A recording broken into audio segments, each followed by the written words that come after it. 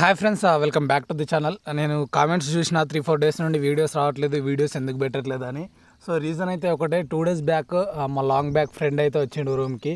So వాడు వచ్చినప్పుడు నేను వాడిని పక్కకు పెట్టి వాయిస్ రికార్డింగ్లు ఇస్తూ వీడియోలు చేయడం అనేది కొంచెం కరెక్ట్ కాదనిపించింది. అట్లా అని నేను చేయలేదు. ఇంకో రీజన్ ఏంటంటే, నేను విలేజ్కి వచ్చేసిన, ఉగాది ఉందని మళ్ళీ 2 డేస్ అవుతుంది. ఇక విలేజ్కి వస్తే నన్ను స్టార్టింగ్ నుంచి ఫాలో అయ్యే వాళ్ళకి తెలుసు మా ఊరి కథ ఎట్లుంటుంది అనేది. ఈవెన్ ఇంటికాడ చాటింగ్కి కూడా మెసేజ్లు రావని చాలా వీడియోస్లలో చెప్పిన. ఇక వీడియోస్ అప్లోడ్ చేయడం అయితే చాలా ఇబ్బంది. అయినా సరే ఇప్పుడు ఊరు చివరిలోకి వచ్చి నేను ఇక వీడియో అప్లోడ్ చేద్దామని చూస్తున్నాను. ఎందుకంటే చాలామంది వీడియోస్ పెట్టని కామెంట్స్ చూసినానే ఉన్నా. సో ఈ వీడియోలో రాజస్థాన్కి సంబంధించింది, అట్లానే గుజరాత్కి సంబంధించిన కంప్లీట్ ప్రిడిక్షన్ వీడియో చెప్తా. ఇంకోటి ఏంటంటే, ఫ్యాంటసీ బాబాజీ అఫీషియల్ ఛానల్లో మీకు ఫ్రీ టీమ్స్ వస్తాయి. అవన్నీ కూడా కావాలనుకుంటే టెలిగ్రామ్ లింక్ డిస్క్రిప్షన్లో పెడితే జాయిన్ అయిపోండి.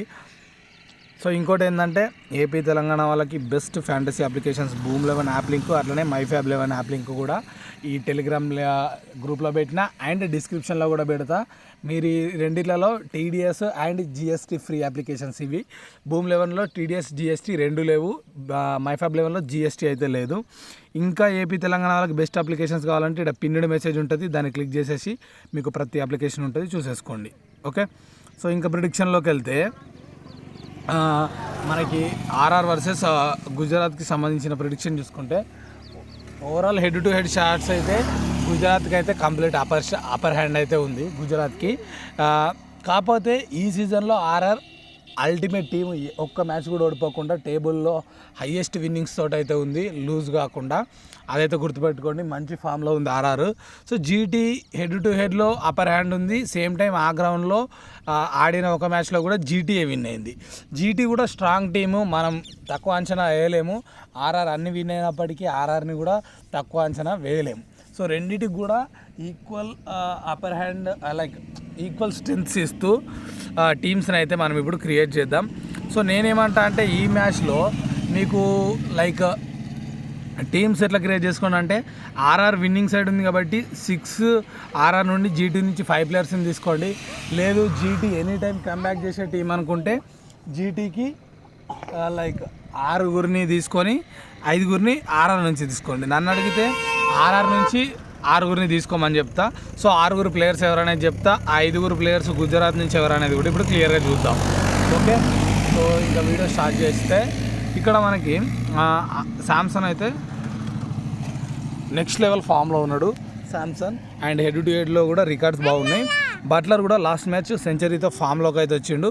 సో బట్లర్ని కూడా క్యారీ చేయండి. ఇక్కడ చాలామంది వచ్చేసి మనకి ఏంట్రా పోదామాగు, ఇక్కడ జైస్వాల్ అయితే complete out of form. So జైస్వాల్ని మీరు ట్రంప్ కార్డ్ లెక్క యూజ్ చేయాల్సి ఉంటుంది. టీంలో పెడితే డైరెక్ట్ రిస్కీగా తీసుకోండి, పాడతావు చచ్చిపోతా.